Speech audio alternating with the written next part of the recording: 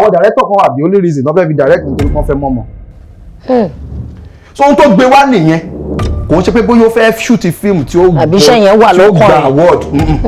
Ohun tó gbé wá nìyẹn àdẹ̀rẹ̀ àwọn girls kan tó yẹ pé wọ́n lọ́jà kan tà tẹ́lẹ̀ but ojú òpọ̀ níbi ọjà yẹn. èrò wá. ẹ jẹ́ mọ̀ pé tá a bá dẹ̀ ti wà lórí street wọ́n ti wò wọ́n ti follow àwọn pọ̀. ajé máa bú gbájẹ. ẹ máa rẹ́ pé àwọn kan wà tẹ́ pé tán bójú wọn bá ti jáde wọn ò ní ṣe tíátà yẹn mọ́. torí pé pláfọ́ọ̀mù ló ń wà. ó tiẹ̀ jẹ́ ẹ̀kan tó wá ó ní iṣẹ́ stripper lòún ṣe. ó ní ẹjọ́ torí Ọlọ́run ó ní nígbà tó ń wá bí ó lóun fẹ́ wá polówó ọjà òun ni. wọ́n ní tí òun bá tiẹ̀ pàdé yín èèyàn bíi 25-20 ṣùgbọ́n òun star. ìmẹ̀ tó fún advice ẹ̀ pé tó bá súnmọ́ bíi director àti producer méjì tó lọ́kùnrin 25 pé yóò di nǹkan. ṣé èèyàn bẹ́ẹ̀ lẹ́ẹ̀bà sọ̀rọ̀ tí ó gbọ́. nígbà tó yẹ pé ọ̀gá ti mára ẹ lẹ̀ pé worse ara náà lè máa ṣe.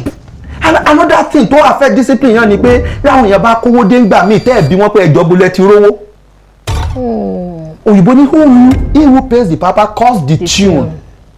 ẹ tó gbówó wá lẹ́nìí ó ya fíìmù kìíní ẹ bí pé ta ni bá bẹ ta ló kọ ẹ ń ṣe yìí school wo ló ti parí kí ni discipline ló ti ṣe wá. ọ̀ya ẹja sáyà fíìmù ẹ̀yà kìíní ẹ̀yà kejì ẹ̀yà kẹta ẹ wá pẹ́ ní wọ́n pẹ́ ẹjọ́ nǹkan tó post sórí social media yẹn pull ẹ̀ dáná bóun ti ń ṣe jẹ́.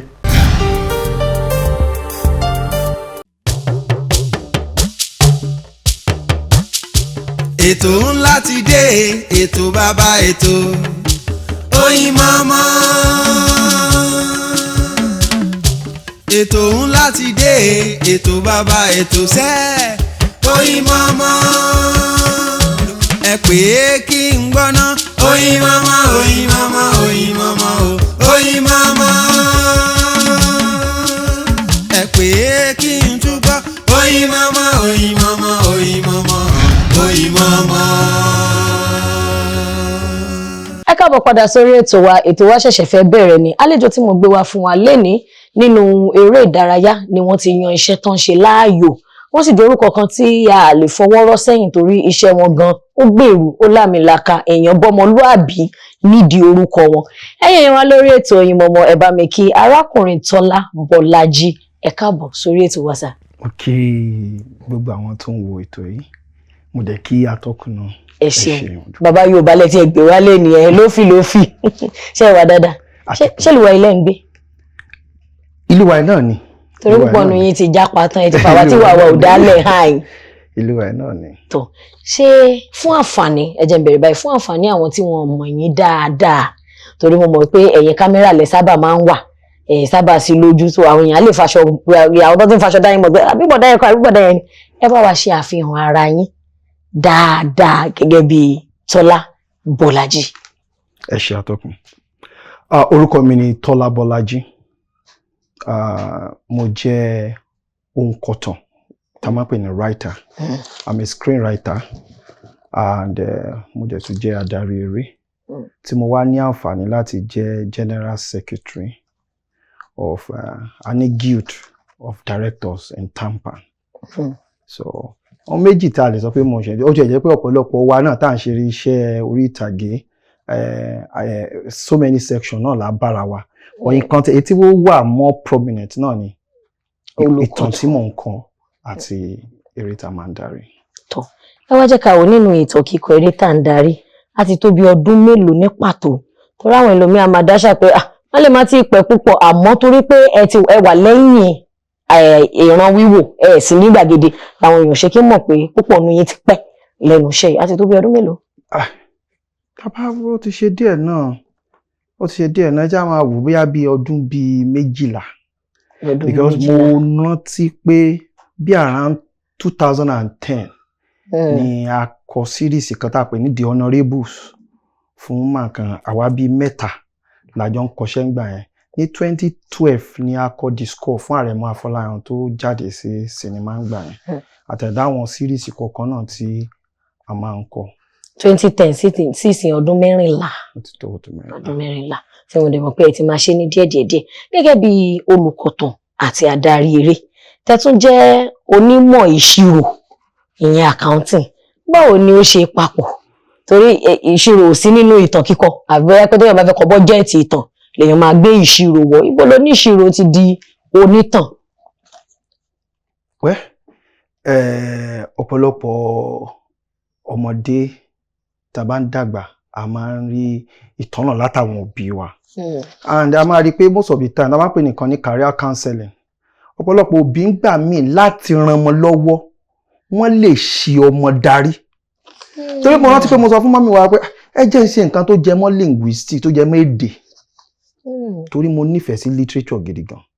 Mọ́mí ní iṣẹ́ àkáǹtì ní dádì ẹ ṣe ìwé ló pọ̀ nílẹ̀ yìí. Dádì ẹ ló dẹ̀ ti lọ mọ́ ṣe lọ.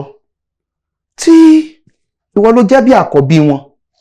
Àrólé ó yẹ kó tẹ̀lé ipa wọn kó follow footstep wọn. Kéèyàn wọ bàtà bàbá. Accounting kọ́ ni mo fẹ́ ṣe. Aṣáà ní ká lọ. Mọ́mí wa sọ fún mi pé Tọ́lá ṣó mọ̀ pé kò síbi tí ẹni tó bá ṣe ètò ìṣirò tó bá ṣe accounting kò síbi tí ò lè ṣiṣẹ́. Wọ́n lè ṣe ṣọ́ọ̀ṣì, wọ́n lè ṣe mọ́ṣáláṣí, wọ́n lè ṣe ó dẹ̀ mọ̀ bọ́rọ̀ Nàìjíríà ṣe lọ. Iṣẹ́ tó ṣe yẹn nísìn kò ní future. Iṣẹ́ wo ló fẹ́ ṣe ibo ló ti fẹ́ tó bá jáde as linguistic ibo ló ti fẹ́ máa ṣiṣẹ́. Tíṣà ló máa ṣe gbẹ̀yìn. So wọ́n fi advice wa ń gbà yẹn tá a ṣáà fi korí bọ nǹkan tí Ọlọ́run ò wáyà wa fún. But mo notice pé tí má ṣe wà ní school gbà yẹn tó má ṣe ń kọ́ wa lákàntìn kò kì í yé mi bọ̀rọ̀ inú mi ò dẹ̀ kì í dùn. Àwọn èèyàn ṣáà rí pé mo máa ń lọ sínú library. Wọ́n mọ̀ kí library tèmi ń lọ nǹkan tó jẹ mọ́ literature Christopher Okigbo Wọlé Ṣóyínká lèmi ń kà ń bẹ̀. So mo máa sọ fáwọn èèyàn pé mo graduate pẹ̀lú certificate accounting with knowledge of art and literature. Ẹ̀yin ti Zulu Ṣòfọlá ẹ̀kárí láì. Ó dà ṣé àwa lè sọ wípé ẹ ti wá pa ìmọ̀ ìṣirò accounting ẹ ti pa tì pátápátá láti jókòó sínú ìtàn kíkọ àti eré dídarí? Mo ní àǹfààní láti ṣiṣẹ́ bí wọ́n pè wọ́n ní account reconciliation officer fún AP Moller Maersk, a shipping company.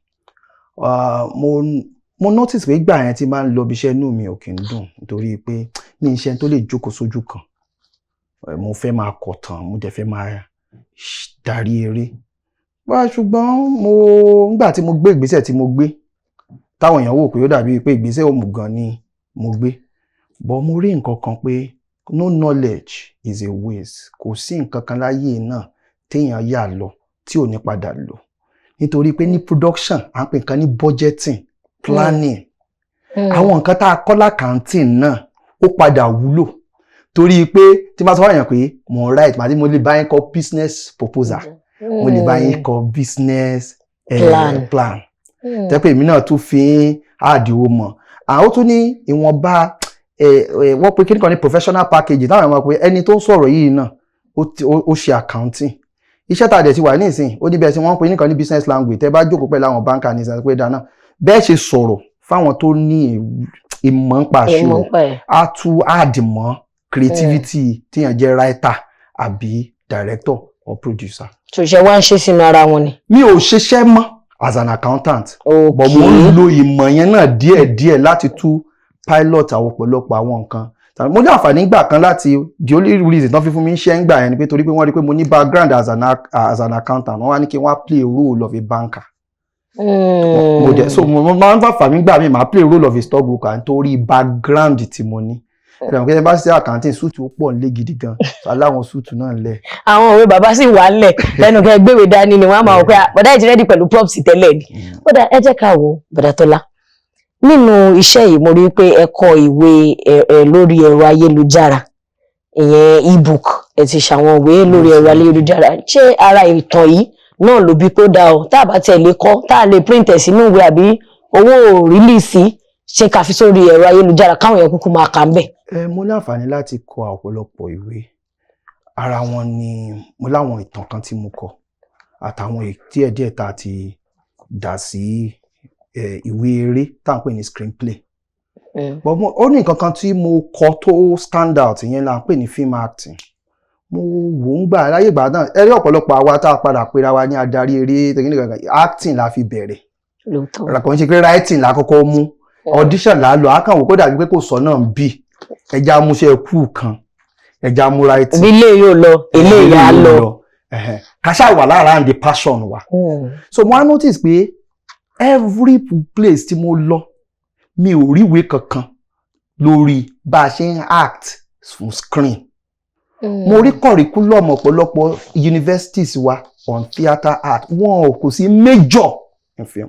Wọ́n máa rí pọ̀pọ̀lọpọ̀ ìgbà tí wọ́n bá lọ for audition wọ́n máa ń complain pé theatre person lélẹ̀ bó ṣe nuances ẹ̀ ó ti le jù stage kan la wà.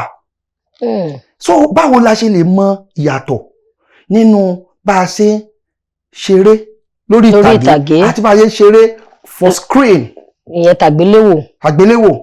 So wọ́n ní ẹ jẹ́ kí n kọ ìwé kan tó dá lórí acting for screen. In fact mo ṣe kọ̀wé yẹn báyìí bíi pé àwọn èèyàn ti ń dúró dè ní. So gbogbo first print tí mo ṣe ó tán. Ó yẹ kí n lọ ṣe reprint. Wọ́n ní printer mi sọ pé the publisher sọ pé wọ́n ti jí plate, wọ́n ti ṣe everything àná. Àwọn èèyàn kan wá sọ fún mi pé ṣé dandan kọ́ hard copy ni, fi sórí Amazon, fi sórí gbá, fi sórí àwo, a dẹ̀ fi síbẹ̀ dán làwa fi ń fi opportunity ẹ̀ ta. Ọ̀pọ̀lọpọ̀ àwọn òwe ta wá ní ẹ má jẹ́ ká follow route printing, ẹ jẹ́ ká fi jáde as ebook la fi láǹfààní láti reach àwọn ibì kan tó yẹ pé ìwé lè má lè dé or since yẹ pé wọ́n lè log in to the site láti ka àwọn ìwé yẹn to help them.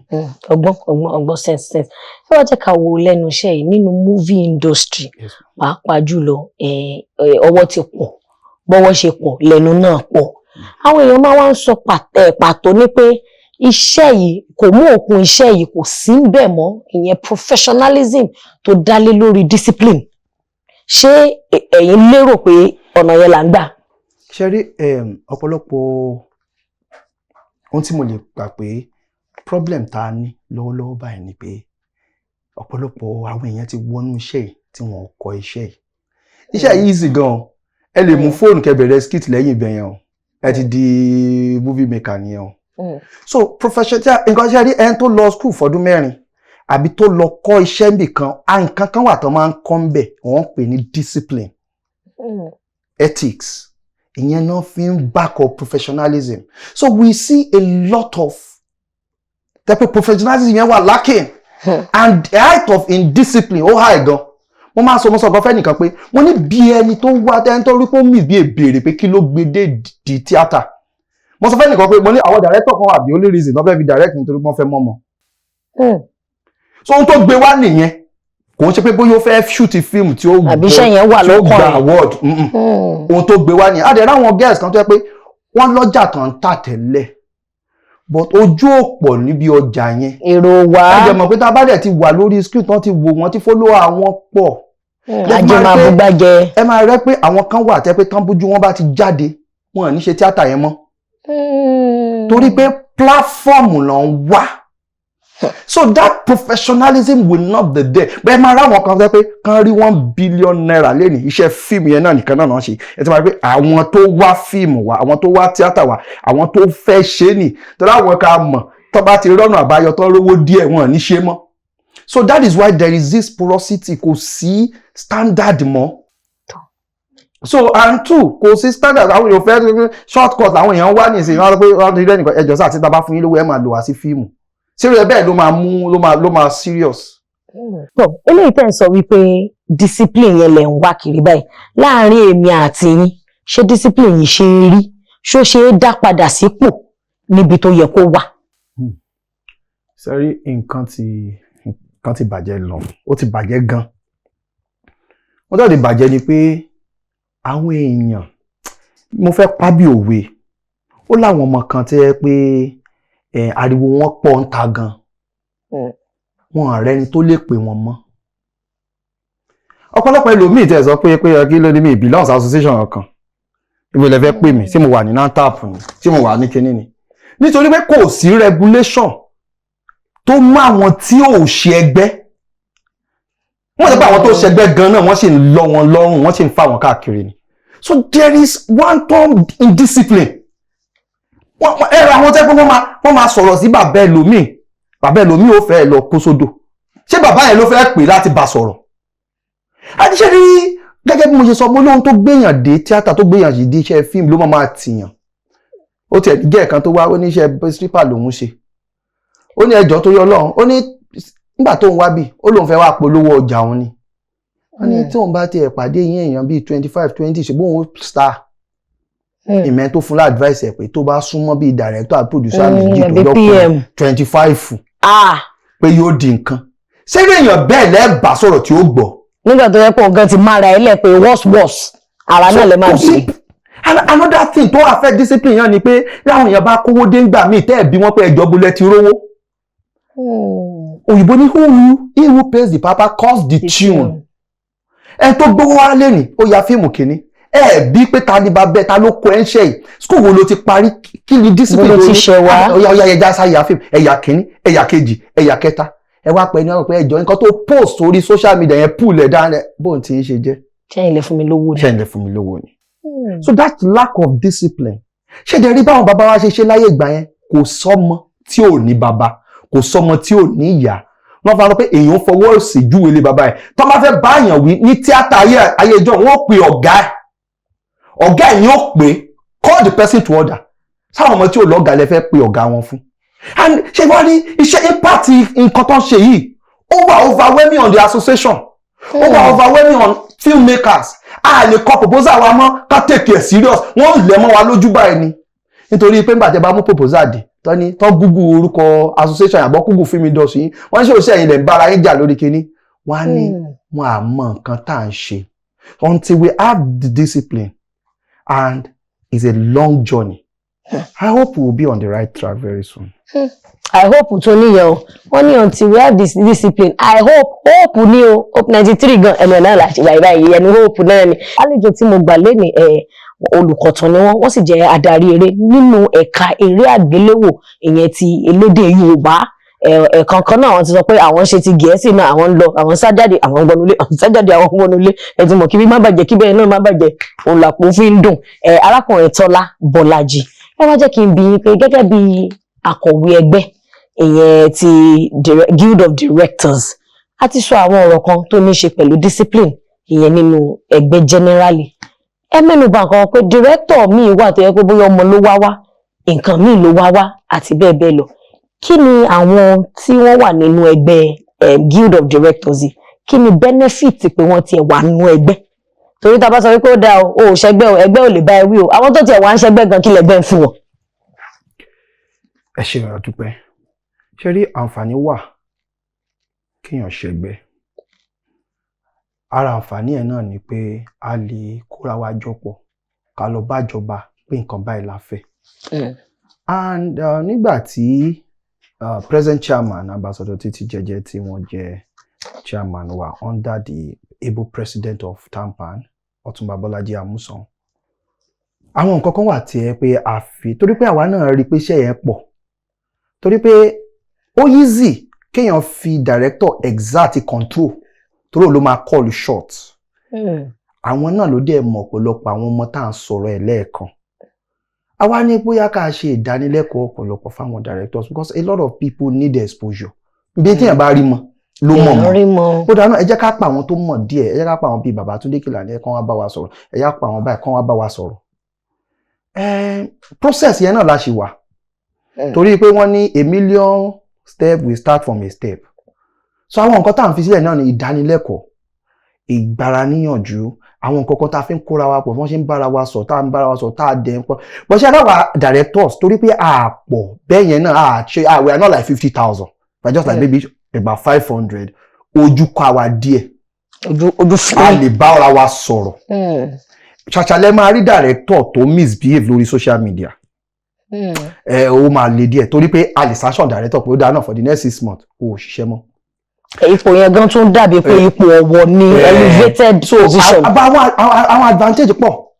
For example nísìnyí tẹ́ ẹ bá wá as a director from a recognized guild fíìmù tẹ́ bá direct tẹ́ bá darí tí ẹ bá ní that link censor board ní censor ṣẹ́yìn which has been a part of the provision for over 2 years now. So number one for censoring. Advantage guild ẹgbẹ́ nìyẹn advantage ẹgbẹ́ ni pé a nígbà kan ó ní director wa kan tó ní issue kan ẹ máa rí pé gbogbo àwọn tó jẹ́ guild of directors everybody dìde to support the director and one way or the other we've had to come out there was a time our former chairman Damola Olatunji was actually in police so everybody had to come out the guild of directors came out one for all for one ni sára advantage ẹ náà ni wọ́n tún pè kíní kan ní economics pè ní economics of scale meaning that tẹ́ ọba ní títẹ̀ tẹ́lẹ̀ ní títẹ̀ tẹ́lẹ̀ ní títẹ̀ tí gbogbo ẹ̀ bá wá kó gbogbo ẹ̀ pọ̀ yóò pọ̀ yóò jọjú so a máa ń rí gbà míì wọ́n pe kí ní Simba ẹ má bínú pé òyìnbó mi pọ̀ díẹ̀ symbiotic relationship èmi ní nǹkan tí mo fẹ́ offer yín tá a bá jọ wà papọ̀ mo yọ pé dáná ẹjọ́ mo fẹ́ direct fíìmù kó agbára mi ò tí ì tó ṣẹ́yìn máa direct ẹ̀ kémi wá jẹ́ co-director yín àǹfààní yẹn náà ni àdẹ̀lẹ́lò mi ìtọ́ pé ó ń kọ́ṣẹ́ like yesterday I was with Bayo Tijani tó jẹ́ bí ọ̀gá fèmí náà ó láwọn kan tá a jọ sọ Tọ́lá jájọ ṣe báyìí tá a bá wà ní the same guild ó lè má easy fún ọ láti pè mí so those are the benefits and there was a time he called me and said look ẹ fún wa ní 20 directors tó ń ṣe fẹ́ mọ̀ nípa iṣẹ́ tá bá ti ń ṣiṣẹ́ tán 10 wọn a máa attach wọn máa wọn ṣe káwọn náà rí i pé iṣẹ́ yàtọ̀ sí iṣẹ́ aláwọn cinema level job aláwọn YouTube level job so by that opportunity yẹn náà sílẹ̀ fún wọn. Gẹ́gẹ́ bí PR expert ẹ ti sọ́ọ̀sì náà ní àtẹ̀bá kọ lẹ́tà sí àwọn iléeṣẹ́ gíga kan àwọn conglomerate kan wọ́n máa ń lẹ̀kọ́ yín lójú ni àmúlẹ́nu ọjọ́ mẹ́ta yìí náà ẹ kú òkú níjọ́ wo ní ìta ṣe premiere movie Àjàkájú àrí pé ẹ̀yin PR ibẹ̀ ni wọ́n ti ilẹ̀kùn mọ́ yín sí ìwà mọ̀ bóyá ilẹ̀kùn yẹn mú yín lọ́wọ́ àbí fúnra yín lẹ́yọ ṣọ́ọ̀kì nídìí ilẹ̀kùn yẹn pé ṣáàjáàmù ó ti lọ ìyẹn ni awuyewuye tó lọ ń gbòòrò wípé ọkùnrin tó múra bí obìnrin ni wọ́n gbé oríyìn fún gẹ́gẹ́ bí best dressed female nígbà tí ẹni tó ní iṣẹ́ máa dáhùn wọ́n ní PR làwọn fi ṣe ìyẹn public relations káwọn èèyàn lè máa sọ̀rọ̀ iṣẹ́ yìí káwọn lè máa ní èròǹgbà tiyín gẹ́gẹ́ bí ẹni tó mọ iṣẹ́ tíṣẹ́ dẹ̀ yé is it a good PR or a bad PR lóhùn kan. Definitely well ní the word of PR wọ́n ní there is no bad PR. Okay. PR but definitely not there is bad PR. Nítorí pé for the producer to have come out and say it's a PR me really fair go deep into it but I don't think if it's really a PR kò yẹ kán sọ fún wa pé PR ni ó fẹ́ jọ bíi pé a fẹ́ sápamọ́ sábẹ́ nǹkan kan ni. Mo fi ní bóyá lẹ̀kùn mú yín lọ́wọ́ ọ wá sáwọn wáyọ ṣọ́ọ̀kì. Ìkọ̀ tó bìkan fẹ́ sọ which is just my own honest opinion. Nítorí pé ó ní ọ̀gá mi kan tó ń dárúkọ wọn lẹ́nu ọjọ́ mẹ́ta Mr. Fẹ́mi Adébáyọ̀ and nǹkan ẹ̀kọ́ tí mo fẹ́ mọ̀ ni pé kò sí anybody nínú wa with or without whether we have our conviction or not tó máa wà on that spot tí ò ní gbégbèsè tàn ṣe ṣe wà pé dáná ẹ ló mi pé o. Okay, why will you call this person? Why will you award this person? So anybody can be in that position where you're on the spotlight, you call. And another thing, this is also my own honest opinion. Tí ìjọba ò bá sọ pé bóyá èèyàn kan wà guilty of a particular act, ó máa ṣì wà under morality where is it right, is it wrong? So that is just under where I'm going to put it. But then, if it's a PR stunt, it's a PR stunt that went bad. Because actually I was checking people's comments. And the outrage, what everybody in power so far was saying, you could push wasiwaju. And if it was really a PR thing, I think in the nearest future, come and redesign how we want to do PR. Èmi tí ẹ sọ wípé bóyá in the nearest future kan gbé iṣẹ́ fún ẹni tó mọ̀, kan máa káwọn èèyàn kan máa kọ́ ọ̀rọ̀, kan wá rí pé wọ́n rí bí sásímọ́ kan máa pè ní PR. Because mo fẹ́ gbàgbọ́ wípé àwọn èèyàn kan náà rò wọ́n lè má ju bí 3-4 lọ wọn wá gbé fún bí èèyàn 50 pẹ̀yìn náà bá wa check ẹ̀ sáré ṣó lè lọ àmọ́ gẹ́gẹ́ bí ọ̀rọ̀ tẹ́ sọ pé ẹni tó bá wà on the spot torí èmi náà follow àwọn comment sections kan and èròǹgbà tèmi ni pé àìgbọ́ búburú lẹ́nu àgbọ̀rẹ̀ bẹ́ẹ̀ Yorùbá ṣe sọ mo dẹ̀ lérò wípé san láàrin ajé ni mo ní pẹ́ kí ní ìlòdì sí mi eléyìí kẹ ẹwọ́ ẹgbẹ́ fẹ́ lómi ìgbà míì èèyàn máa pé kíní kí ló máa tẹ̀yìn ẹ̀ jáde bóyá àwọn gan ò lérò pé awuyewuye yẹn máa lọ tó báyìí nítorí èèyàn kan dárúkọ pé ṣèbí tán bá rán ọmọ níṣẹ́ ẹrú àfitọmọ jẹ nìyẹn ní ti ọ̀gá yín ní èèyàn yín dáadáa Fẹ́mi Adébáyọ̀ tẹ́ ẹ̀ sọ wípé anybody can be in that position. Yes. But in your honest view, was it an appropriate position? Could he have declined? Ṣé possibility wà pé wọ́n lè sọ pé kí ni iye owó ẹgbà mi ẹgbẹ́ fẹ́ lomi pàápàá jùlọ àárí àwọn judges wọn ò dẹ̀ wá dárúkọ àwọn judges tí wọ́n gbé òṣùwọ̀n kalẹ̀ tí wọ́n fi mú ẹni tá à ń sọ yìí. Ṣé rí nǹkan tèmi kan fẹ́ sọ ni